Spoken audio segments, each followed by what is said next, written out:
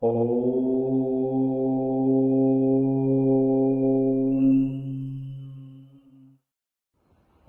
श्री राम, जय सनातन। मैं हूं जेपी सिन्हा और आप देख रहे हैं सनातन कथाएं अंक 9। इसमें हम जानेंगे कि श्री राम द्वारा बाली का वध और श्री कृष्ण की मृत्यु में क्या संबंध है। भगवान राम को मर्यादा पुरुषोत्तम माना जाता है, लेकिन श्री राम को भी जीवन में कुछ कार्य ऐसे करने पड़े थे जिन्हें कुछ लोग प्रश्न चिन्ह की दृष्टि से देखते हैं। रामायण काल में श्री राम ने बाली को छल से मारा था, बल्कि यूं कहें उन्हें मजबूरी में ऐसा करना पड़ा।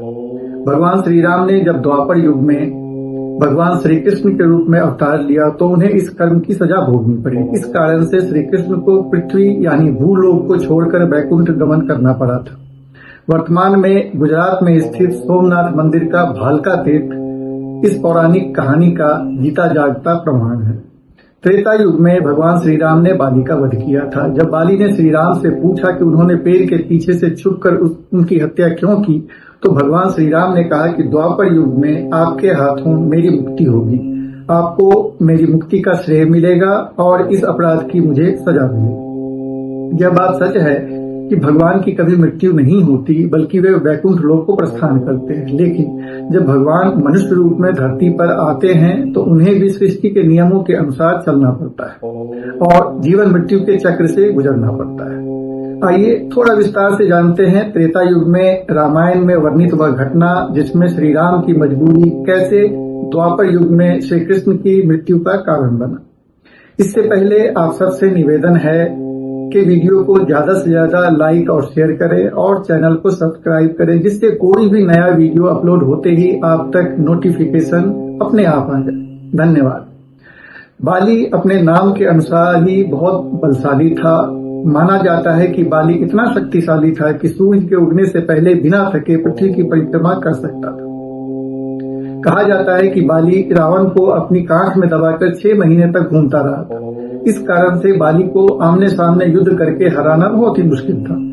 श्री राम मनुष्य रूप में थे, इसलिए वे प्रकृति की सीमाओं में बंधे हुए थे। इसलिए बाली को छल से मारना श्री राम की मजबूरी थी।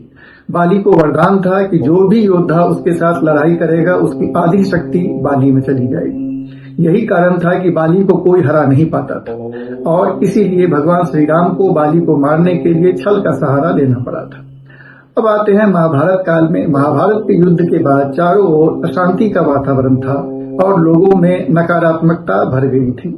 श्री कृष्ण भी बहुत विचलित थे और इसी मनह स्थिति में एक दिन वो प्रभास नदी के तट पर एक पेड़ के नीचे विश्राम कर रहे थे।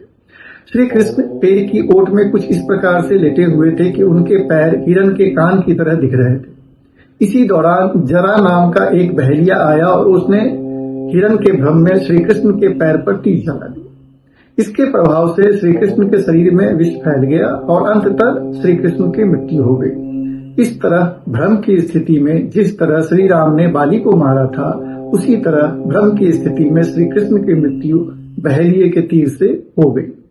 जब बहेलिये के बाण से श्री कृष्ण घायल हुए तो श्री कृष्ण भालका तीर्थ से कुछ दूरी पर स्थित हिरण नदी के किनारे पहुंचे, जो आज के सोमनाथ में स्थित है। माना जाता है कि इसी नदी में श्री कृष्ण का शरीर विलीन हो गया। जब श्री कृष्ण के भक्त उन्हें ढूंढते हुए वहां पहुंचे तो उन्हें श्री कृष्ण का शरीर नदी में तैरता हुआ मिला। मान्यता है कि श्री कृष्ण का शरीर तो पंचतत्व में विलीन हो गया, लेकिन उनके हृदय से एक प्रकाश निकलता रहा। बाद में उनके हृदय को जगन्नाथपुरी में श्री कृष्ण की प्रतिमा के अंदर स्थापित कर दिया गया, जो आज भी जगन्नाथपुरी के मंदिर में विद्यमान है और उन्हें निर्धारित समय पर वस्त्र पहनाए और बदले जाते। ये जरा नाम का बहेलिया ही पूर्व जन्म में वानर राज बाली था। पौराणिक मान्यताओं के अनुसार प्रभु ने राम के रूप में त्रेता युग में अवतार लेकर बाली को छुपकर तीर से मारा था। द्वापर युग में कृष्णावतार में भगवान ने उसी बाली को जरा नामक बहेलिया बनाया और अपने लिए वैसी ही मृत्यु चुनी जैसी मृत्यु उन्होंने त्रेता युग में बाली को दी थी।